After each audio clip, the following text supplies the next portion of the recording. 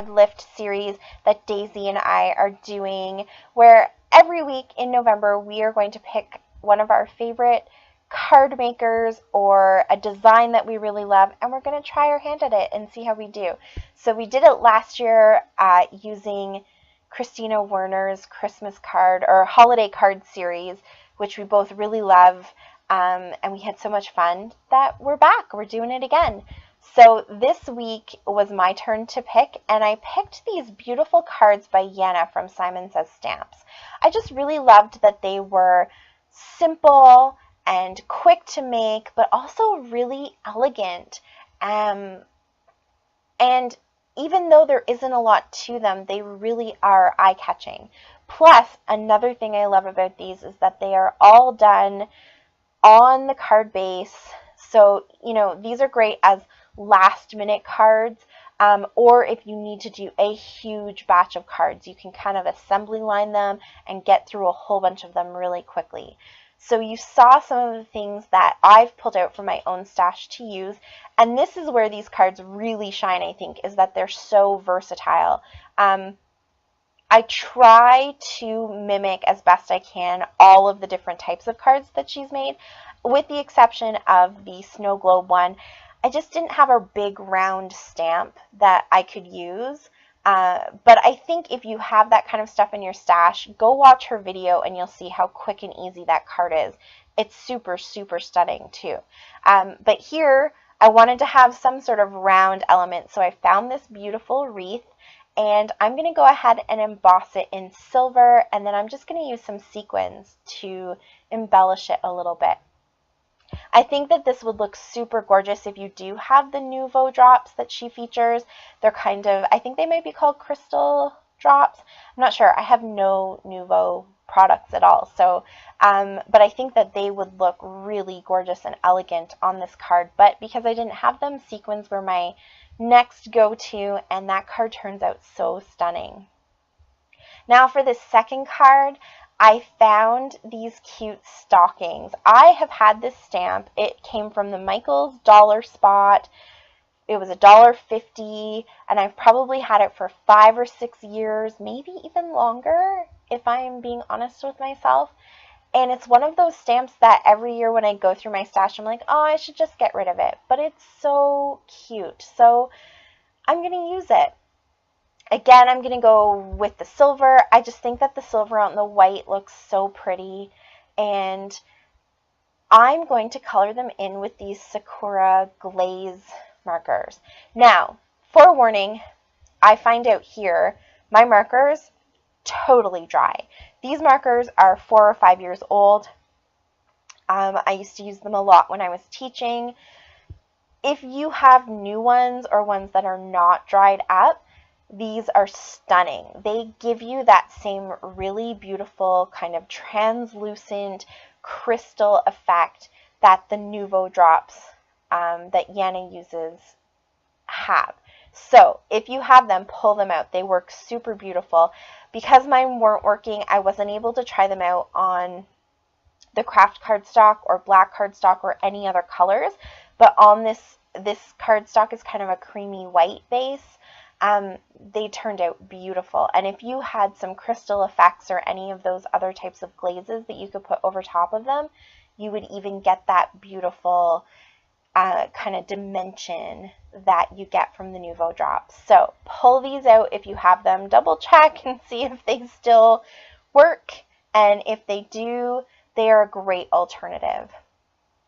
My red one worked better than the other colors, so you can see there I kind of went with all red. It still turned out really pretty, so I'm glad that I was able to make them work at least for that one card. Now I wanted to try a different color. I didn't have any black card bases, so for this one I'm just going to use some black cardstock, and I've just cut it to the size of a card base that I already had so I can pop it on top and send it off. But I thought that black and gold would look really, really elegant. So this is just Martha Stewart, those little 3 packs that she used to sell. I think this one might be called Pirate's Gold. It just looks really nice when you see it melted. Ready? Here we go. Oh, isn't that beautiful? All of that baby powder will fade away, so don't worry about that. And now to put the color into those little balls, I'm going to use some spray mists. So yesterday I did a layout for the Wild Whisper design team and I splattered spray mist all over a black background. And I was really, really surprised. I tested it out to make sure that it was going to work, and a lot of the colors I used stayed really nice and vibrant on that black background, especially these two colors. The green is from Recollections. The red is actually from the dollar store, if you can believe it. And then this yellow is a Shimmers. And they stay those beautiful colors. So this is another alternative. They kind of give you that stained glass feel to them because they're translucent, but you still get that nice vibrant color. Now here to mimic the string of lights that Yana does, I had that nice Christmas bow, and so I've stamped that in the same sort of pattern as a string of lights. And I'm going to use these glitter glue sticks that I have. You could use stickles. That would be the better alternative, I think, but I don't have any of those either. I don't know why. Or if you had other types of Nuvo drops, it doesn't have to be those jewel ones. If you have any of the Nuvo drops, you could use them here too. You could also use enamel dots or gems or sequins. Whatever you have, that's what you use. My only suggestion, if you're going to do something like this with like a glitter glue medium, make sure you test it out on some scratch paper first, just so you can see how the tip works. And that one turned out super elegant, and again, so easy.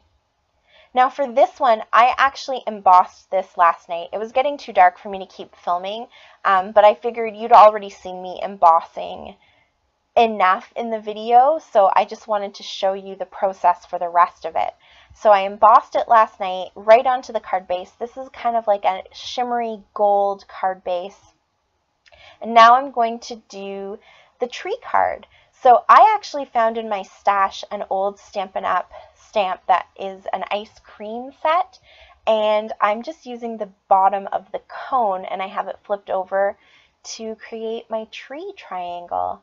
And this works out so good. It's a little bit bigger than the tiny triangle that Yana uses. I think with that tinier one, you can kind of fit more in and set it up a little bit better, but I still think this turns out so good, and I'm really impressed with how well all of these stamps stamped onto that card base, because this is just a cheap card base, probably came from Michael's. Yeah, and they stamped so wonderfully. So it's a combination of mostly Distress inks. I used one oxide, and then I'm using just this one Stampin' Up! Ink. But really, you can go for any greens that you want. And you'll see in a second, I actually did this a second time because I really liked the idea of the embossing and then the stamping. So in my second card, I embossed a sentiment and a couple of snowflakes, and then I do some stamping in white with other snowflakes. So this is a great idea for kids. You could emboss a sentiment and then give them the stamps and just a whole bunch of the same color and let them do whatever they want to do. I just finish off my trees by adding a little bit of decor there, kind of give them a little festive look just on 3 of them. You don't want to overdo it. These really are about, you know, simplicity and elegance, so I think it turned out beautiful. And here is that snowflake one. So again, you could see how I do this all in white. I just love the look of white and craft, but you could do it in different shades of blues. You could do, in a second, I will actually show you, you could pull out a whole bunch of yellows and stamp a star and do it in different shades of yellow. There are so many ideas. So here are all the cards that I've made. Oh yeah, here are my yellows. I do have still shots at the end as well so you can see them, but definitely check out the links below so you can see Daisie's cards and the original video with the original cards that inspired us. If you have any questions, leave them for me in the comments down below. Thank you so much for watching. I really appreciate it. Until next time, happy scrapping. Bye.